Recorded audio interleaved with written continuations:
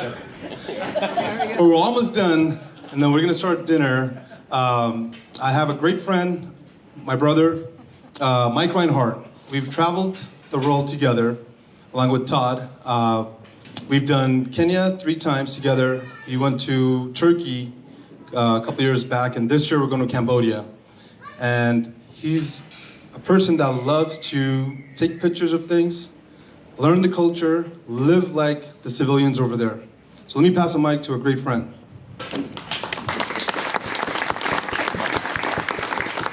What is that? What is this? This is a rungu. This is a war club that is given to Maasai warriors and other warriors in Kenya and other places in Eastern Africa.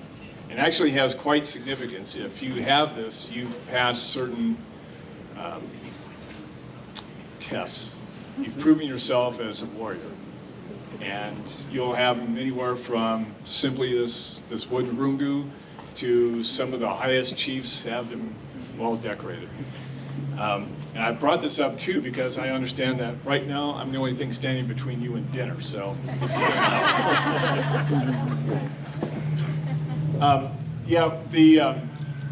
It's been a real pleasure and experience to be on these. I've been there 3 times.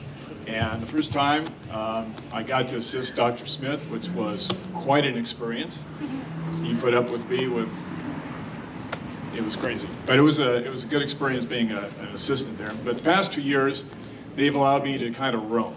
And so I've been able to go around the villages, talk to people, do interviews. I got to interview Phyllis on recordings, and hopefully we'll get that published. But what I wanted to tell you tonight, to kind of give you a flavor of the people that are there. 2 years ago when I was there, I got the privilege of interviewing a Maasai warrior. And if you've ever seen pictures of Kenya, you'll see the Maasai warriors. They're really tall, they've got those checkered drapes over them. In Kenya, they are the most respected tribe. They're pretty much unconquered even in the colonial times. They have certain rights that others don't. The Maasai have a rite of passage for their warriors. And when you think of the Maasai, think of the Lakota or the Apaches. They have, exactly. There is that warrior philosophy, the warrior culture that they have. And so you'll actually probably relate to this a lot. So I asked him, and he told me, so how does a Maasai, a young man, graduate and be a warrior? And it's a one chance that they get. So when they come of age, they are sent out to guard the cattle herds. Now you have to understand how important this is because all of their wealth is in cattle. With the Apache, it was horses. With the Lakota, it was horses. With the Maasai, it is their cattle. That is their wealth. Everything is based on cattle. Well, out there on the Serengeti, on the plains, there's a lot of things that want to eat cattle. There's lions, there's leopards, and of course there's other tribes that want to take the cattle and steal them.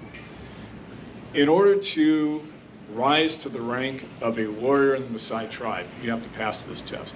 And the test is, you have to go out there by yourself, armed with a spear, a small dagger, and a rungu. And you're by yourself, and your job is, and your test, is you have to survive the night and make sure that nothing happens to any of those cattle. If something happens, it's over, and you get one shot at it. You're by yourself, and you got to think about this staying overnight. There's a lot of things out there that want to eat you. And like I say, you haven't got much armament, and you're by yourself. And you can imagine being 14, 15 years old, as the night comes on, you're hearing things that are animals that are eating other animals. You're hearing other animals being eaten. Every shuffle of the grass, every breaking of a twig, it's got to be your heart's got to start pumping if you're out there by yourself. But it's your job to protect those cattle. You have to do it throughout the night. You can't make a mistake, and you can't get eaten. So that is a true test of bravery, by yourself. And for those of you who are going, those of you who have been on safari, imagine being out there at night, nobody else around. You've seen the lions, you've seen the hyenas. It's dangerous. If they pass in the morning and nothing has eaten the cattle, then the young man gets to come back to the tribe. And you can imagine the swagger that's got to be in their step if they've survived. I mean, you just survived really death, a real test of surviving out there by yourself. So you can imagine the swagger as they walk in, and the elder warriors come in. He's given the rungu, the honor of being in the warrior class. But it comes with an obligation. As when you reach in the Maasai, probably with the Apache too, when you reach the warrior class, you're at the pinnacle of that social structure. You're it. But those warriors now owe an obligation. As high a status as they have, they now owe an obligation to the lowest of the tribe. They are obligated to protect them. They're obligated to feed the poor. They're obligated to take care of the widows and the orphans. So the highest amongst the Maasai are obligated by their stature to take care of those at the lowest. And it's pretty telling. I think all of us can learn that lesson, that for those of us who've been given much and have achieved the status, that it's our obligation to take care of those that need it. And it was quite a privilege to talk to this Maasai warrior. He also described how the original test was they had to go out and kill a lion, but the Kenyan government now frowns on that. But he did tell me how he did it, so that'll be another story.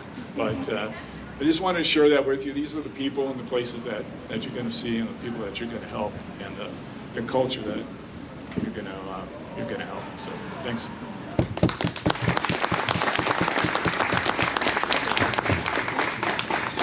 I tell you, you want to talk to a guy about going all over the world and seeing everything and spending time in the middle of nowhere by himself. It's Mike Reinhardt right here. He absolutely loves adventure. He's the guys you read about in magazines and in when it comes to doing stuff like that.